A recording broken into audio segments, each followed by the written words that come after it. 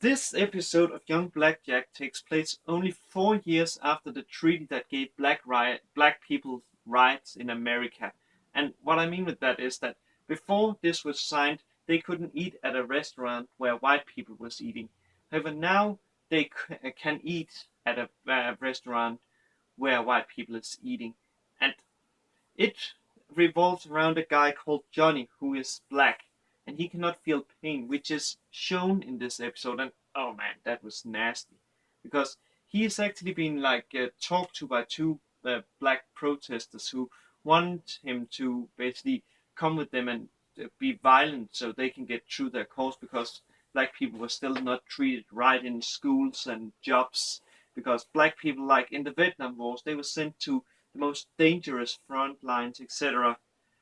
However, he don't want that, so they try to beat him, and then at least one of them do, and the other one takes his childhood friend Tiara, who is also a friend of Michael, the girl that is with Hasima, the intern, and he points a gun at her skull, and he would most likely have shot her if Hasima hadn't taken a knife and thrown it at his hand, so he dropped the gun.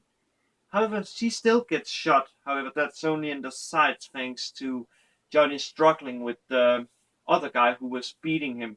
But when we see his arm, man, oh my god, man, that looked like someone took his arm and twisted it 480 degrees. So yeah, about 1.5 times.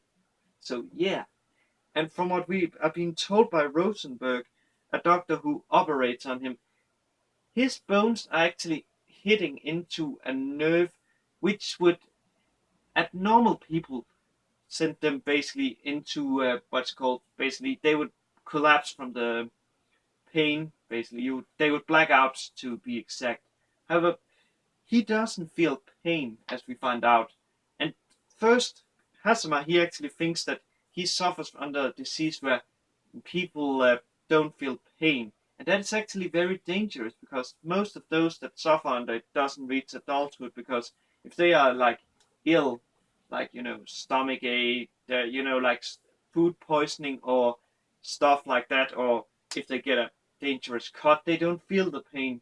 They die from it, and their body is basically breaking down. So in theory, those kind of people, you could break their bone and they would not feel it, and that is very dangerous. That is very dangerous because the way we find out that we are ill is because our body sends the pain signal, but they don't have that.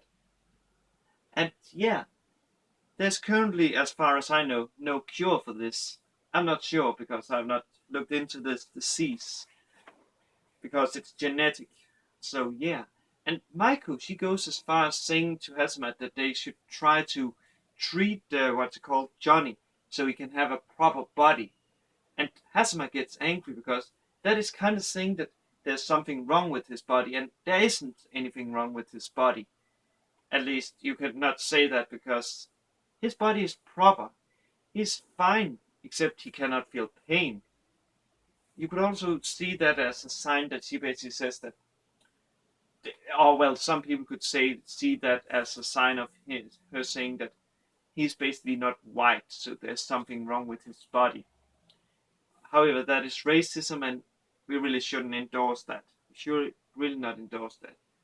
However, thanks to Tiara, his childhood friend, we found out that when he was a kid, he could actually feel pain. So there was something happening when he became an adult that made him unable to feel pain.